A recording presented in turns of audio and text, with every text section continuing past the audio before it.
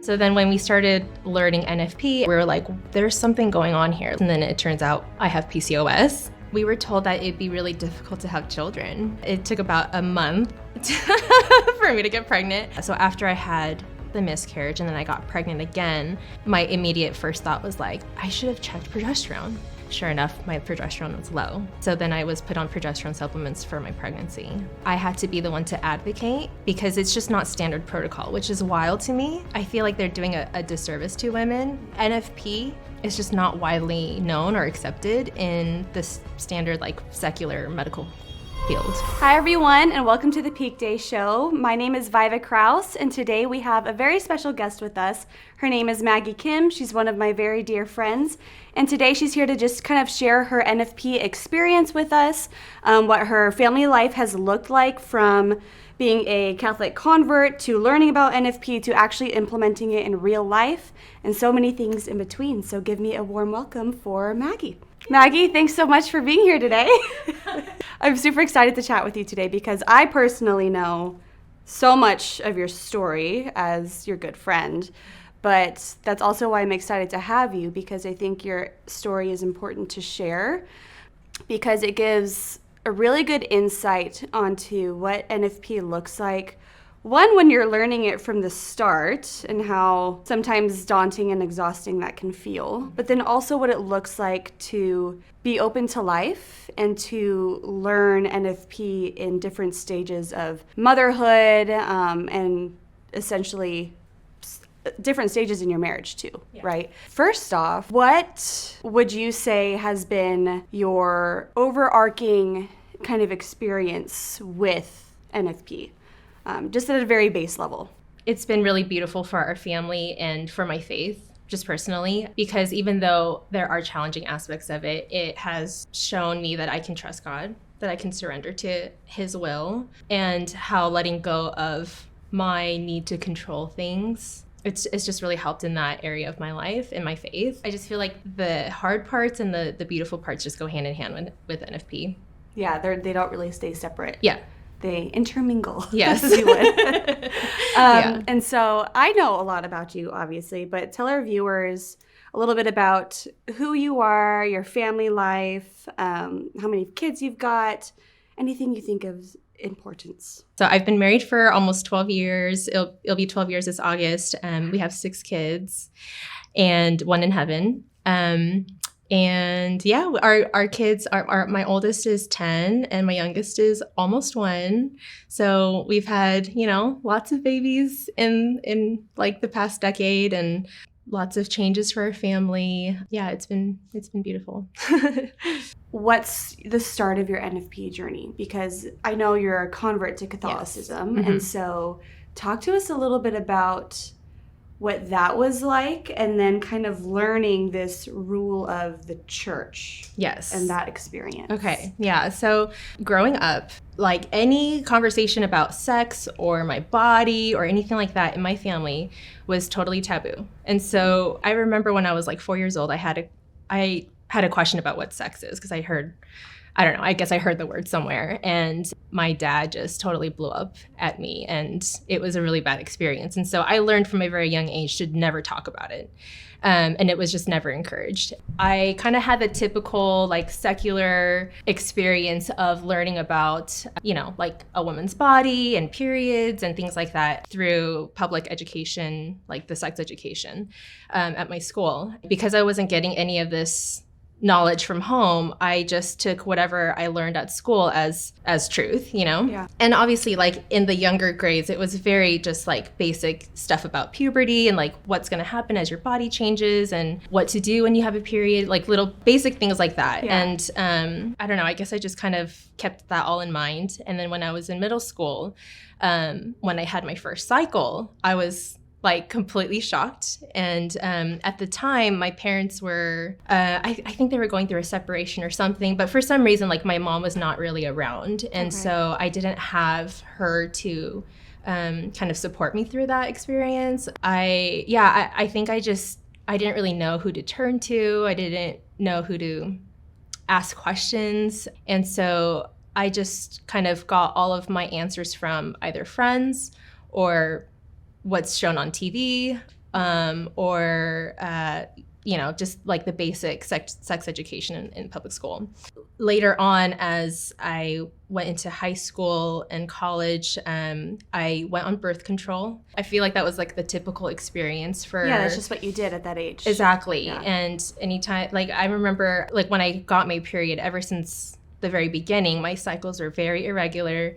My periods were very heavy. And so I'm like, is this normal? I don't know. And so when I went to go see a doctor, immediately birth control, was the answer. And that's just what I knew to be true. Did they diagnose you with anything at the time? They Not just at all. didn't. They didn't say anything. They were just like, okay, your periods are heavy, they're long. Here's a pill. Exactly. Okay. Like this is what's going to regulate you. And it did, Yeah. because that's what birth control does. It doesn't like regulate your hormones, but it just, like suppresses everything. Then when I was in college, I pursued nursing. We had like a whole semester on like reproductive health. Okay. And like maternity care and all that stuff. It was all kind of lumped together.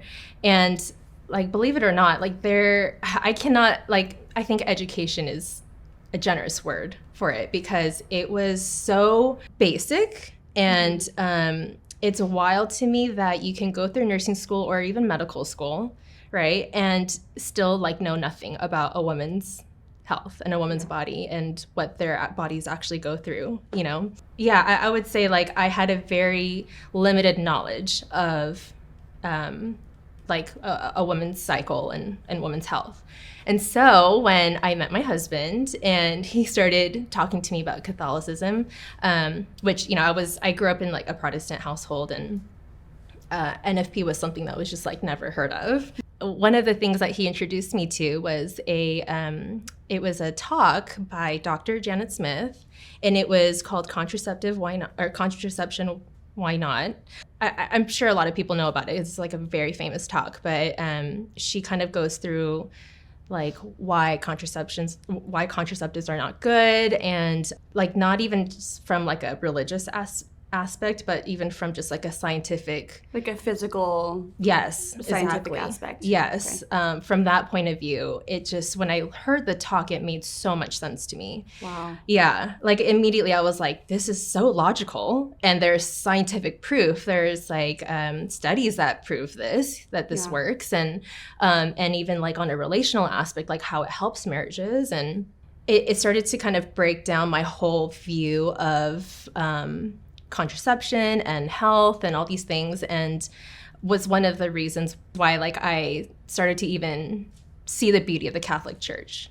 Wow. Yeah, because I was like, wow, this is the only church that, like legitimately has like I guess like an alternative. Yeah. And has the reasons why like this is immoral, and or contraception is immoral, and why like natural family planning is so good for a marriage and a family, and just for a woman, in Right. general. And so as I was learning more about it, I just thought, wow, this is really beautiful teaching. Paul and I got engaged, and then during engagement, I started taking NFP classes. And then that's when I started to really learn, like actually learn what goes on and what happens. When did you come off birth control, and what was that experience like? Because assuming you were off of it before you had to actually start charting anything. Yes. Right? Yeah. Because that would have been all brand new, and you're like, oh my gosh, well now I'm charting all this craziness, Yes. So when was that coming off of birth control transition? It was definitely before I met Paul. Okay. For some reason, I don't even remember exactly why I went off birth control, because I didn't really have very like bad adverse effects of birth control when I was on it. But I think there was just something in me. I think maybe it was like an instinct where I was like, this doesn't feel right, and I don't want to take this every single day. And I just kind of had this thought of like, why am I taking this? What's the point of this? Yeah. And so when I came off it, my cycles became irregular again, and then I just kind of learned to deal with it. Going on and then off birth control there was nothing like super life-changing about that or anything. It was just my body reverted back to what was going on. At 15 years old. Exactly. Yeah. Okay. Yeah. Yeah. And then so then when we started learning NFP and I was charting and getting to know my body and then going over my charts with my instructor, we were like, there's something going on here. Like, this isn't looking like your typical cycle. And so then she introduced me to naprotechnology. She was a Creighton instructor. And then I went to go see a napro specialist. And then it turns out I have PCOS. And so that became like a whole nother journey of like learning how to deal with that. Okay, so then you found out you were diagnosed with PCOS. Because you started charting NFP Creighton while you and Paul were engaged. And so what did that diagnosis do for you in a sense? Yeah, so initially we were told that it'd be really difficult to have children. And so we were immediately like, oh my gosh, like this is going to be a big cross to carry, and we just had a lot of concerns. But the napro doctor that we were seeing she was just amazing. She just had like, okay, this is plan A, this is what we're going to try. This is plan B, this is what we're going to try. And she just had like a whole treatment plan set up. And Wow. so when we got married and we started, implementing everything, and it took about a month for me to get pregnant. So we were like, oh my gosh, what a miracle. This is amazing. And, we had a healthy baby. And then I got pregnant right away again after when she was about 5 months old. And that unfortunately ended in a miscarriage. And so that prompted me to start looking into progesterone and like what I could do to help prevent miscarriage. Thanks be to God. I know like PCOS is such a cross to carry for a lot of women and a lot of families because it can have, they can experience infertility. But for some reason, God's plan for us and our family was that we'd have a big family, and that it wouldn't be an issue in terms of fertility.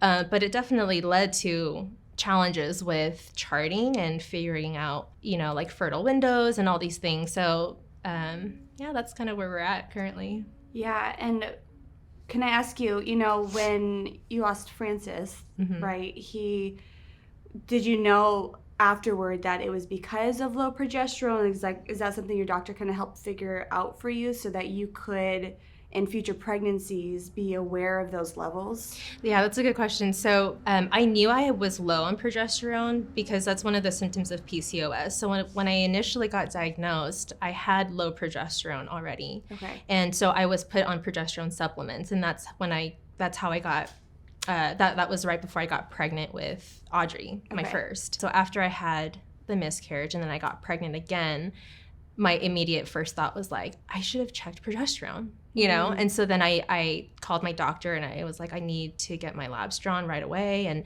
sure enough, my progesterone was low. Wow. And so then I was put on progesterone supplements for my pregnancy. And was this like a non-napro doctor? Yes. That still listened to you and did that? Yes. That's amazing. Yeah, it's amazing that he was listening, but I also felt like I had to be the one to advocate and to be the one to ask like the questions and to bring it up, because it's just not standard protocol, which is wild to me. Right, because I've had friends tell me, who have lost, unfortunately multiple babies, and until they found out they did have low progesterone. And like you said, there's a million other reasons, that miscarriages happen. But like in some of these particular cases, that low progesterone definitely didn't help, with, a healthy pregnancy in the first trimester.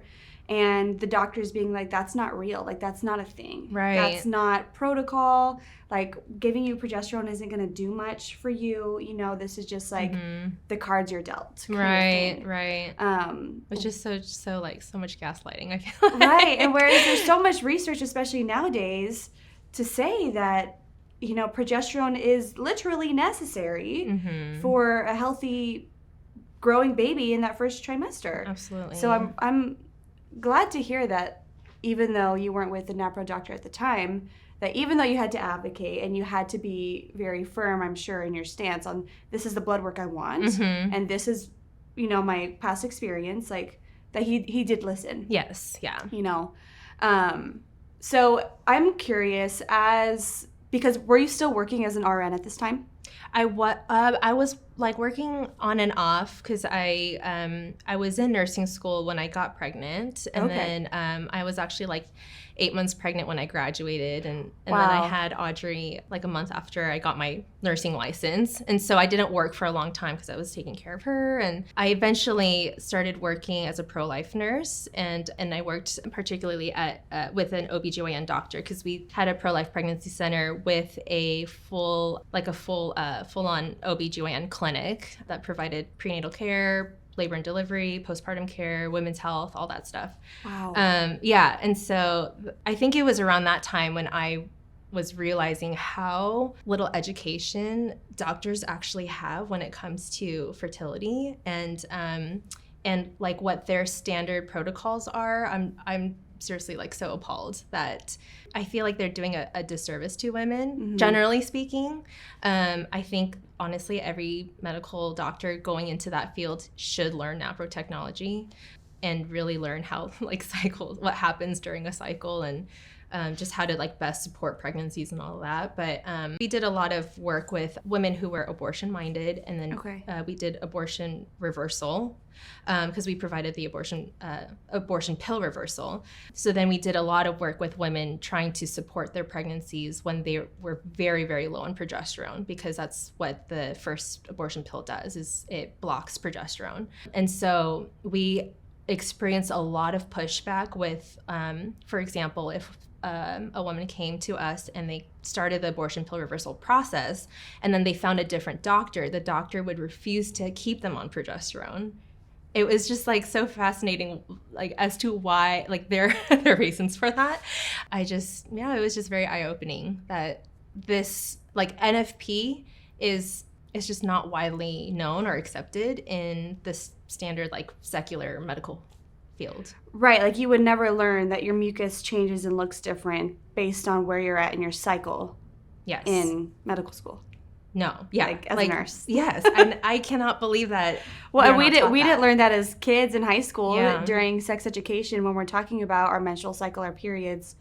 Like I didn't know that there was different phases. Mm-hmm. You know, I'm sure they kind of sprinkled it in and mentioned the words like luteal phase, but nobody knew what that meant. Right. And no one told us that you could look at your mucus, so what we call biomarkers, or your temperature, you know, so many other signs that our body is naturally giving us to say, this is how it's speaking to you. This is what it's saying. It's a whole other language in itself that God, I feel like, just put into our bodies for us to listen to. Yeah. And we were never taught how to do that. I know, yeah. Even for you in nursing school. Yes. Or doctors that I'm sure you've met and connected with. Never learned that in medical school. And naprotechnology was something else that they had to seek out on their own and learn. Which is mind-boggling.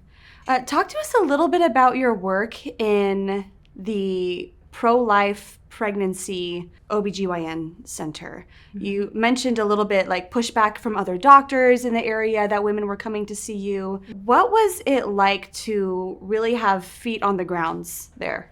We worked with a specific population, you know, typically low income, like people who have very little support. And so it really helped me to change my perspective on what women need when they're in crisis. And I think before I started working there, it was very easy for me to be like, how dare someone ever consider abortion and, you know, just completely label them off as like a heartless, you know, murderer or whatever. Yeah. And, you know, of course it's wrong. Of course abortion is always wrong, but getting to actually be on the ground and be with these women and talk to them, cry with them, pray for them, like it really helped me to understand and empathize with where they're at, and really what they need is to know that they are supported and loved, you know, and that their babies are loved, and that we are there for them. And unfortunately, so many of these women they don't have any of that in their lives. They don't have any support from their family or from the father of the baby. And so it helped me to really understand like how vulnerable these people are, and how very easily it can be to just kind of resort to this extreme response of like, I'm just gonna get rid of the baby, you know? It helped me to really empathize with them. And then also just on the other side of it, like being able to walk with these women through pregnancy, through labor and delivery, through like, getting to see their babies when they come back for their postpartum visits, like it really, my love for babies and families and all that, it just like grew and grew. That's incredible. Yeah. How did these women find a pro-life clinic? Because more often than not, I would think, well, they would just go to Planned Parenthood or to just any other kind of OBGYN at a hospital. They would just walk in and say, hey, this is what I need, and it would be handed to them. Yeah. But then if they're coming in for abortion pill reversal or they're coming in just for care, like how did they find this clinic? Yeah, so it was a nonprofit organization, but it's a Catholic organization, their board members are all Catholic, but they didn't market themselves as a religious or Catholic organization. Okay. And so I think a lot of women came just seeking help, Okay. And I think honestly a lot of them didn't even realize that we don't provide abortions. We just provide like free ultrasounds, free pregnancy tests. One thing we had an up on Planned Parenthood because we provided free prenatal care. Wow. All through pregnancy, and that's not something Planned Parenthood provides. Right. And then, just even like free diapers, free baby clothes, Wow. and just connecting them to other resources in the local, county or whatever. And so yeah, I think they did a good job of marketing themselves as like, this is not a religious organization. And so anybody is free to come and get services that they need. So a lot of people found us through just like a Google search. Wow. Or, if they're just like, where's free prenatal care near me? Yeah. I want to at least try and have this baby. If there's resources, they would just Google and they would find you guys. Yes, exactly. Wow. Yeah, and then if someone did take an abortion pill and they regretted it, they could just Google, how do I reverse this or how do I stop abortion pill? And then there's another organization called APR, Abortion Pill Reversal, and we were one of the clinics that were affiliated with them or contracted with them. Okay. And so they would have like a list of clinics that these find women... find a clinic near you sort of Yes, deal. Emergency, you can call anytime. We would have a nurse on call 24/7. Wow. So they could call in the middle of the night and we would meet them at the clinic and give them their first shot of progesterone to get the process started right away, so. You mentioned that you were 8 months pregnant when you graduated nursing school. Mm-hmm. I didn't know that. And I waddled myself up to when I went to get my degree, my nurse pin. Oh my gosh! Yeah. Wow, I'd love to see pictures of that. I really would. Yeah. I know in recent years you have had just talks about, okay, do I ever return? Do I not? Do I update my license? Things like that. I think it's so important for women to hear what it was like to have started a career in school, like this is what I'm working toward, but now I'm married and now I'm actually pregnant, and yet I'm still going to finish this out. Yeah. I'm going to walk, and then I'm actually going to go into this career for however many years you did, right, as a working mom and a new wife. So can you talk to us a little bit about the ups and downs of that experience, and did you have any fears or reservations? Because I think that's pretty common of, oh my gosh, well, what if this puts my career on hold? What if this puts my life on hold? And yet, you were 8 months pregnant with your first baby, newly married. Yes. Getting your nursing pin. So what was that like? Yeah, it was so fun, being a new mom and also being a new nurse. It was challenging as well because I had to really learn how to balance work and family life, and I really wanted to be at home and be there for every moment. So it was definitely, I wrestled a lot. I felt so split in a lot of ways. I wanted to spend all my time with my baby, and then I wanted to really pursue a career. And it took me 6 years to get a nursing degree, and I was like, that was a lot of money that God went into it. We have loans to pay, and I also love this career, and I want to loved pursue the it. work. Yes, I was so passionate about it.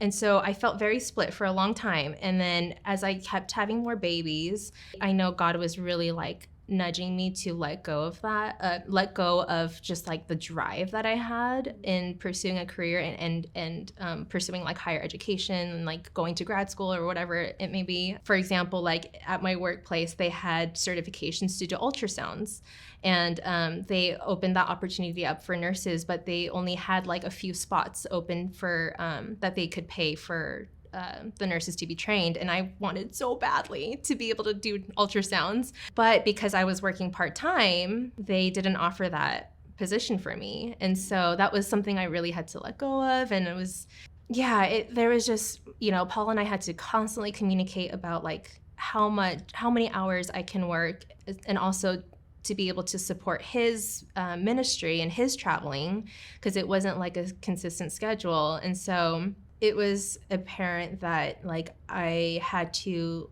just in small ways let go of some of the things that I wanted to pursue, which, at the time it was really, really hard for me. Even now in a lot of ways, like I miss it a lot. When I was pregnant with my fourth baby, I think that's when I started to realize like, okay, I really need to be at home more and embrace motherhood in a new way. And I think part of like my drive to pursue my career was because, like, to be totally honest and real, like I think I had a really hard time with accepting motherhood because I didn't know like what healthy motherhood looked like. Yeah. And I was still learning that for myself, like what that meant and how to mother my children. And so I think like having a career was a way for me to just kind of like put motherhood on the back burner. I'm like 4 babies in and I'm still figuring this out, right? Like, it took me a long time. I think God was really just like changing my heart to be like, okay, Maggie, this is where I want you. This is where you need to grow. Mm-hmm. This is a beautiful calling and there's nothing wrong with it. It's not less than having a career, And I think I just like little by little, I started to embrace motherhood in a new way and came to like really love it and just really, really have gratitude for being able to be at home with my babies all the time and to be there for every moment, and also to just be like really grateful for my husband being able to like allow me to like for him to because he he just works so hard and he's allowed me to be at home with all the babies, and so Wow.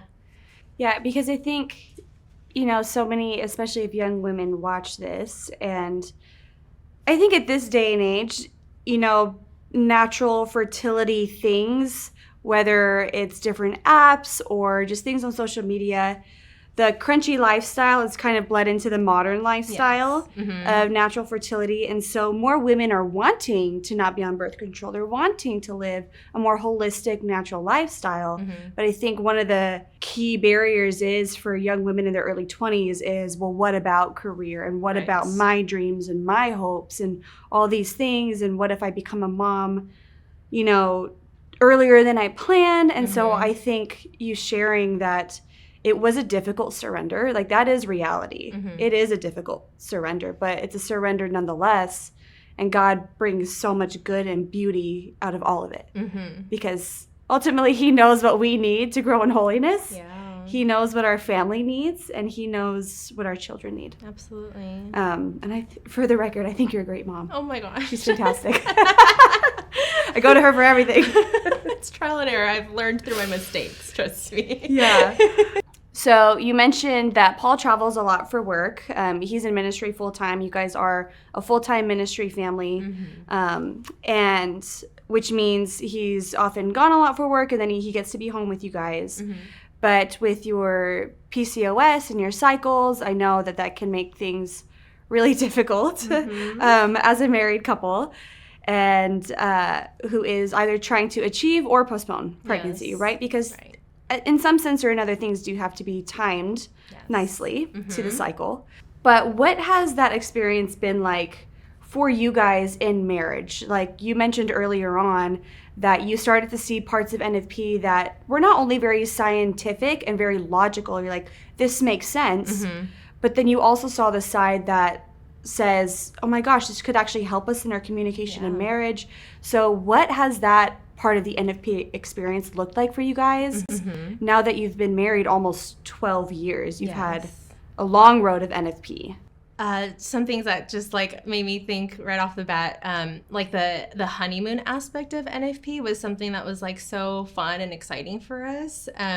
So, you know, there's periods of abstaining, and then that like would create anticipation. And then when we're able to come together again, it's just like, you know, we get to just like renew our vows and, you know, be intimate in that way again. And that was always like something that was exciting, and also would tie into like his traveling a lot, because with his traveling, it was also kind of like an added honeymoon effect to it, because that waiting and that build up, you know? And so like that was one aspect where I was like, wow, God is such a genius in the way he created our bodies. And he did create a period of waiting, you know, and there's a purpose for that, and there's beauty in that. Just having to figure out the timing of things. So that's kind of like where our challenges would come in when we were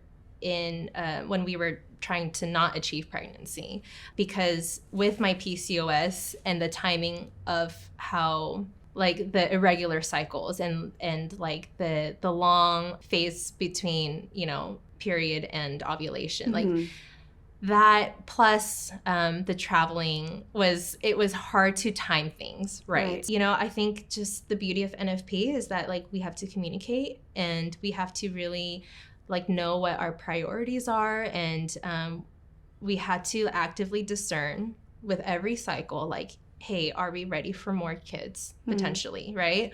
And if not, why not? Well, what's going on in our marriage right now? Or what's going on in our family life? What's going on with our finances, you know? And to just be in that like constant communication was so helpful for our marriage. Do you feel like that constant communication from the get-go has borne a lot of fruit now that you're almost 12 years in? Because I know communication in marriage can be a big struggle point, right?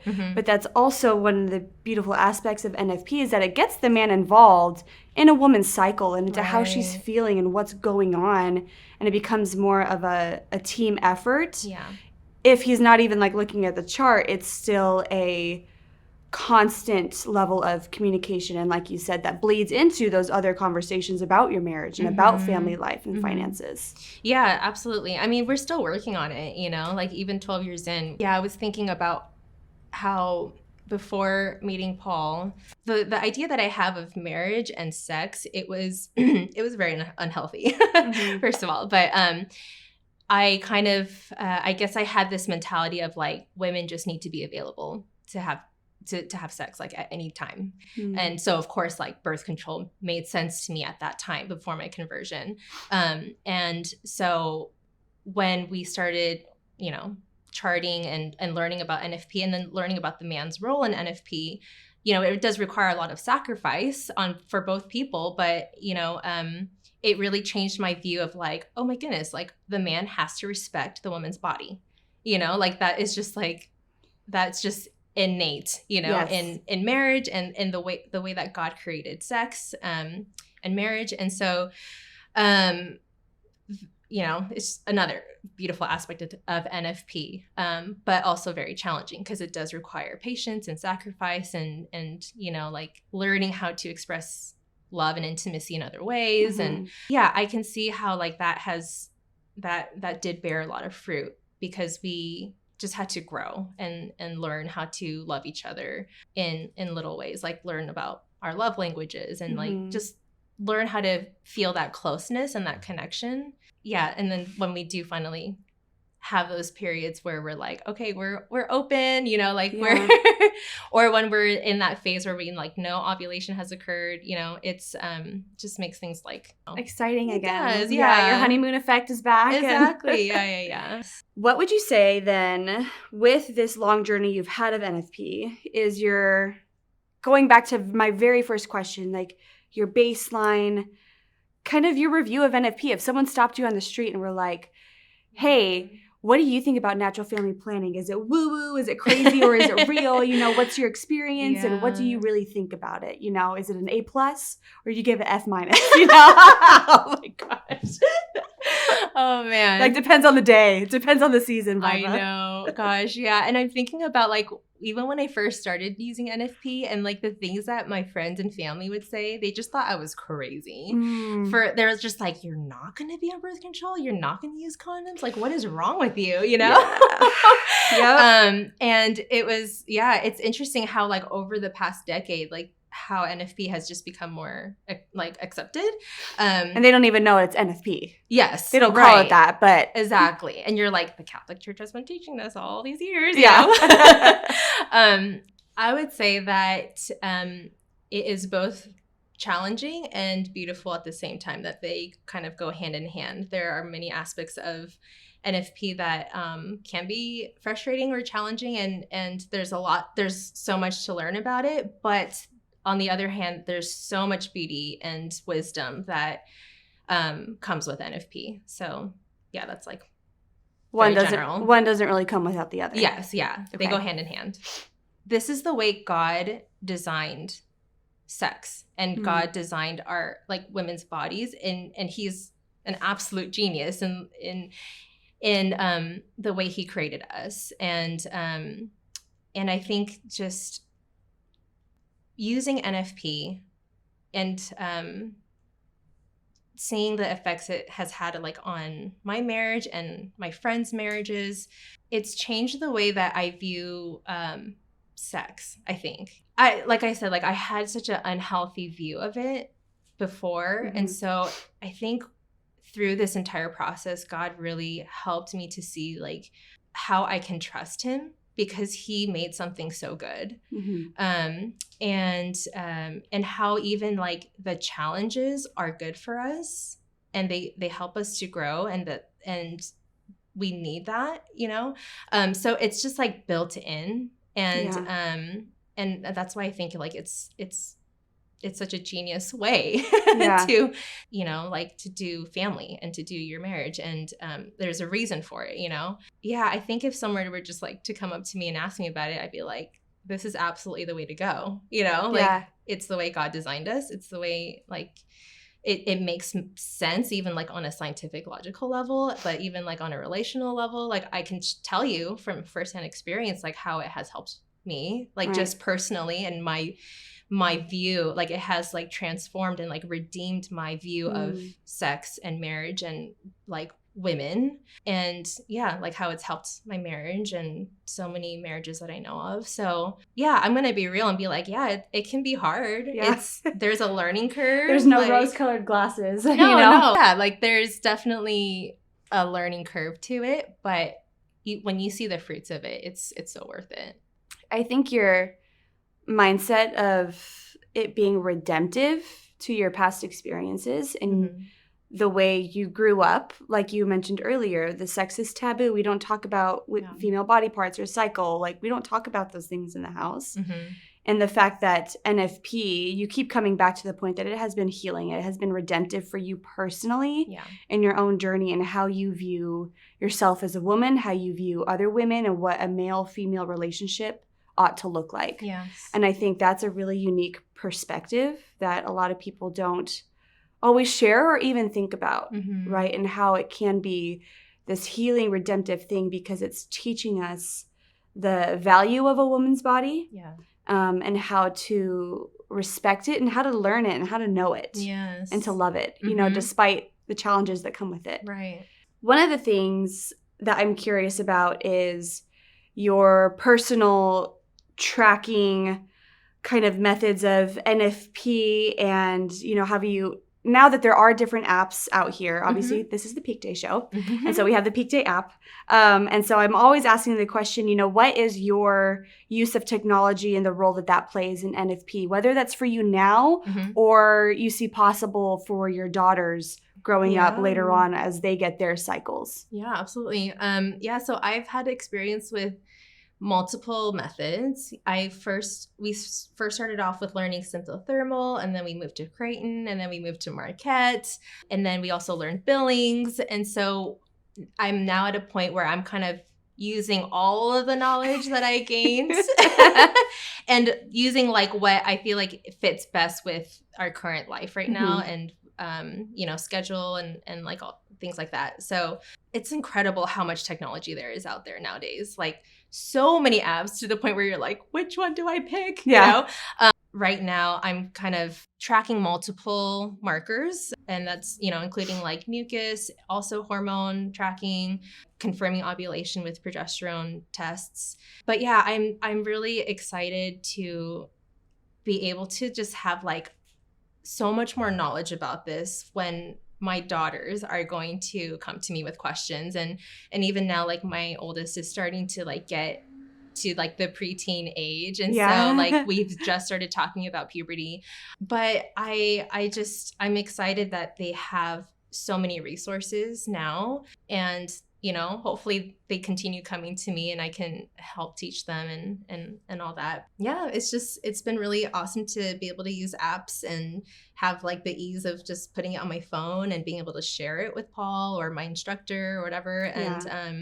And also just like so many like support groups and like, social media groups and stuff like that where I can go to people with random questions or like else has experienced this thing, right? With this. Yeah. And yes. And then even just like our community of friends, like just being able to like, vent about the frustrating parts, but to support each other. And yeah, it's just been amazing to have like a completely different experience of fertility and sex and all of that, like in such a healthier way. And I know like that's going to be available to my kids as well. So that's exciting. All right. Well, Maggie, thank you so much for sharing so much of your story with us. I think you have a story that gives so much inspiration and hope to young women who might have grown up similar to many of us, I think, in the 90s, early 2000s, and even later on, right? That we might have had an unhealthy worldview of sex, or things just weren't available or taught to us. Right. And we had to do the groundwork to kind of figure it out for ourselves. And that can be messy and difficult, but you and Paul both as a couple and as a family have done such a fantastic job of really, I think, spreading the gospel through your family life and in sharing and being so honest without any rose-colored glasses about just the reality of having a big, beautiful family and the challenges that come with that. But then, like you said in the very beginning, that all those challenges have borne such incredible fruit because that is God's design for NFP. Yes. Maggie, you did mention your family ministry, Paul's ministry. Would you mind sharing a little bit with our viewers about that, where they can follow you or Paul and kind of keep up with you guys? Yeah, sure. So Paul is a full-time Catholic speaker, and so he travels and gives presentations at conferences and parishes and does pilgrimages, and he's been doing that for the past almost 15 years. Wow. It's been incredible. We're just so grateful to be able to like be a part of his ministry as a family. So you can find him at Paul J. Kim Ministries. You can follow him on Instagram, Paul J. Kim, his Instagram handle is HeyPJK. And you can like see his website and all of that from there. But yeah, Paul posts a lot of content about obviously like our Catholic faith, but he also posts a lot of family content, which I think is so important these days. Just very like, positive family content. He shows like a lot of things about our kids and how we do family life. And so you can find him there. Well, thank you so much for being here with us today, for sharing your story. And I'm so excited for everyone to be able to get to watch this. So thank you. Thank you.